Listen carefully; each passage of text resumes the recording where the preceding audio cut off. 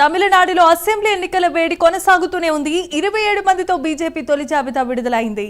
మైలాపూర్ నుంచి తమిళ సై పోటీ చేయబోతున్నారు. సత్తూర్ నుంచి నాగేంద్రన్ బరిలోనికి దిగుతున్నారు. తొలి జాబితాలో అన్నమలై పేరు కనిపించలేదు. అన్నమలై పేరు లేకపోవడంపై బీజేపీలో ఇప్పుడు తీవ్రంగా చర్చ నడుస్తోంది. ఇదే అంశానికి సంబంధించి మరిన్ని అప్డేట్స్ ను ఎక్స్క్లూజివ్ ఫీల్డ్ రిపోర్ట్లు అందించడానికి మా కరెస్పాండెంట్ రవివర్మ సిద్ధంగా ఉన్నారు. రవివర్మ, చెప్పండి.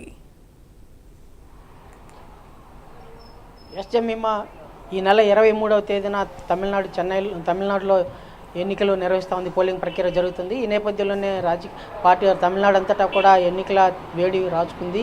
ఈ నేపథ్యంలో ప్రధానంగా ఉన్నటువంటి త్రిముఖ పోటీ తమిళనాడులో అటు డిఎంకే కూటమి, అటు ఏడీఎంకే కూటమి, మరోవైపు టీవీకే పార్టీ విజయ్ ఈ ఇటీవల మొదటిసారిగా ఎన్నికల్లో పోటీ చేస్తుంటే టీవీకే పార్టీ కూటమి ప్రధానంగా పోటీ పడుతున్నాయి.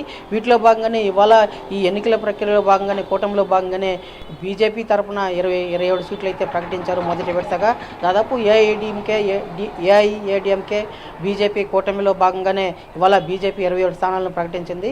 అలాగే అదే కాకుండా డిఎంకే సైతం దాదాపు 164 స్థానాలకు పోటీ చేస్తుంది. టోటల్గా 234 స్థానాలకు గాను డిఎంకే 164 స్థానాలకు పోటీ చేస్తూ తన అనుచరులు అంటే డిఎంకేలో కాంగ్రెస్ పార్టీ 28 స్థానాలు కేటాయించింది. అలాగే మరికొన్ని పార్టీలు అంటే సిపిఐ, సిపిఎం ఇలాంటి పార్టీలకు కూడా స్థానాలు కేటాయించింది. మొత్తానికి త్రిముఖ పోటీ. ఒక టీవీకే పార్టీ అన్ని స్థానాల్లో పోటీ చేస్తూ ఉంది. ముఖ్యంగా టీవీకే పార్టీ అధ్యక్షులైనటువంటి విజయ్ 2 స్థానాల్లో పోటీ చేస్తానని చెప్పి కూడా స్పష్టంగా తెలుస్తూ ఉంది. 2 స్థానాల్లో పోటీ చేసేందుకు కూడా నిన్న నామినేషన్ ప్రక్రియ అయితే వేశారని కూడా తెలుస్తుంది. ముఖ్యంగా ఈ నెల 6వ తేదీన నామినేషన్ ప్రక్రియ పూర్తవుతుంది.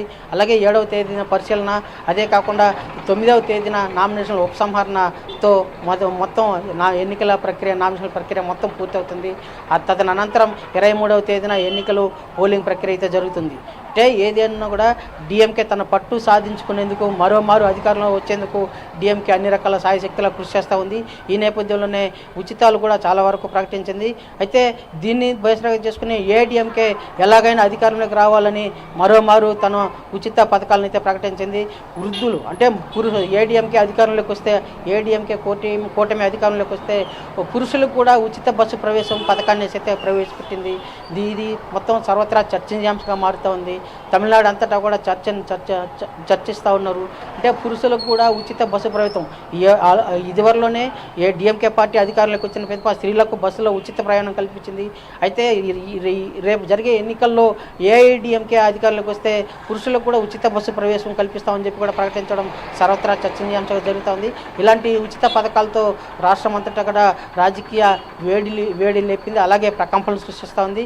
ఇదిలో ఉండగా టీవీకే పార్టీ అధినేత సుడిగాలి పర్యటన చేస్తూ పార్టీ అభ్యర్థులు ఎక్కడికెక్కడ ప్రకటిస్తూ తమ విధానాన్ని చాటుకుంటూ వస్తున్నారు. ఏది ఏమున్నా ఈ నెల 23వ తేదీన జరిగే తమిళనాడు ఎన్నికల ప్రక్రియలో భాగంగా ఇవాళ రాజకీయ పార్టీలు పోటీ పడి తమ ఉచితాలను ప్రకటిస్తూ వస్తున్నాయి. ప్రజలనైతే ఒక దశలో ప్రలోభాలకు గురి చేస్తా ఉన్నాయని చెప్పి తెలుస్తూ ఉంది.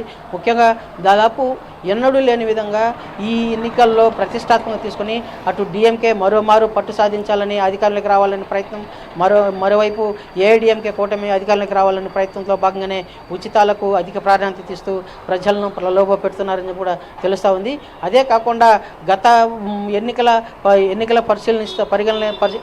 శ్రేణులను పరిశీలిస్తే ముఖ్యంగా 5 సంవత్సరాల తరువాత ఏ పార్టీ అధికారంలోకి రాలేదని చెప్పి కూడా స్పష్టంగా తెలుస్తుంది. ఏ పార్టీ రూలింగ్కి వచ్చినా 5 ఏళ్ళకు ఒకసారి పార్టీని మార్చేయడం తమిళనాడు సంస్కృతిగా తెలుస్తూ ఉంది.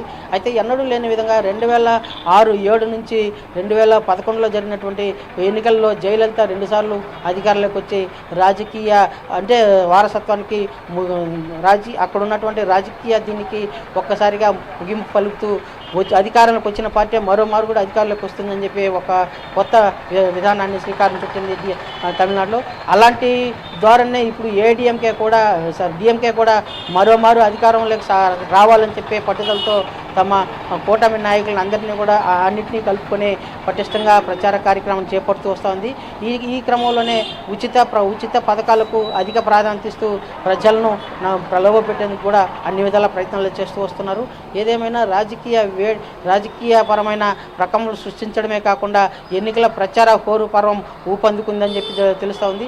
అలాగే ఈ నెల 23వ తేదీ నాటికి పోలింగ్ ప్రక్రియ జరుగుతున్న నేపథ్యంలోనే ఈ క్రమంలోనే రాష్ట్ర వ్యాప్తంగా అటు బీజేపీ, అటు కాంగ్రెస్, ఇటు డిఎంకే, అటు ఏఐడిఎంకే అన్ని పార్టీలు తమ అన్ని అధినేతలతో పాటు ఎన్నికల ప్రచార పర్వాలకు తెరలేపి రాజకీయపరమైన సమావేశాలు, సభలు నిర్వహిస్తూ ప్రజలను అన్ని విధాల తాము అండగా ఉంటానని వాగ్దానాలు ఎత్తి కురిపిస్తూ వస్తున్నారు. అయితే ఈ నెల 23వ తేదీన జరిగే ఎన్నికల పోలింగ్ ప్రక్రియలో ఏ పార్టీకి ప్రజలు పట్టం కడతారనేది కూడా ప్రశ్నార్థకం ఉంది. ముఖ్యంగా త్రిముఖ పోటీ ఉన్న నేపథ్యంలో సర్వే కూడా అంతుపట్టని రీతిలో ఉందని చెప్పి కూడా ప్రధానంగా సర్వే ఫలితాలు కూడా స్పష్టంగా తెలియలేకుండా నిర్ధారించలేకుండా ఉన్నాయి. ఏది ఏమైనా ఈసారి జరిగే ఫలితాల్లో